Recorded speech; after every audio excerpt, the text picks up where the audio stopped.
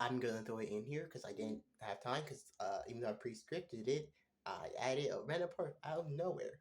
But to bring up the last point I was missing is the fact that it will deform to where he is, so the center of gravity will actually stress, and because of the fact that it's rubber, any force that it applied would just bounce back up. So he had to hold on to it to make sure it doesn't keep bouncing back in case throw it to the side. So yeah, that's the reason why. But I want to talk about the biomechanics on why lifting feats should actually be used more often than not when it comes to fighting.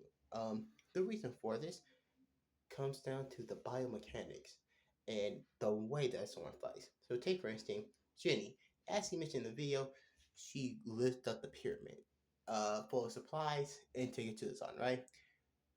This is a good feat to showcase because, or potentially good feat to showcase, because Jenny could just legitimately just fly through someone. Like if that's how the character fight, then that's a perfectly valid feat. So take for instance, Superman does normally fly and punch. So taking a Superman like, oh yeah, he was able to fly with the Earth attached to him. Then yeah, no, that's a good feat because Superman does just fly and throw a punch, and it would actually add more force to it. This would be on the high echelon of how much strong or how much weight to put behind it, simply because of the fact of how acceleration works. But still, the point still stands. Another showcase of this is take for instinct, right? I push against this door, right? Now, that isn't the same biomechanics as when I twist to throw a punch. I'm currently on my phone, so I can't do it. Um, but that's not the same biomechanics as like when you turn to throw a punch. There's actually more strength behind it.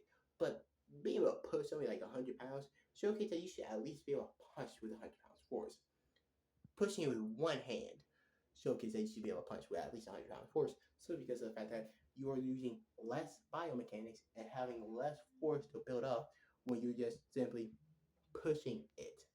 This is annoying the fact that like you might have had a running start. But there are attacks that do use that. So take for instance, if you have a running start and you apply a knee kick,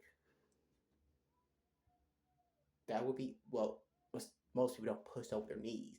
But like a Superman punch would be a better example. Like you just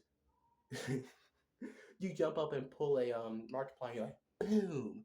That be a like adding that force to it would be higher than if you just throw a normal punch, but it's not inaccurate. The point of this to say is that like your lifting feats should be comparable to how much force you can deliver, but not one to one.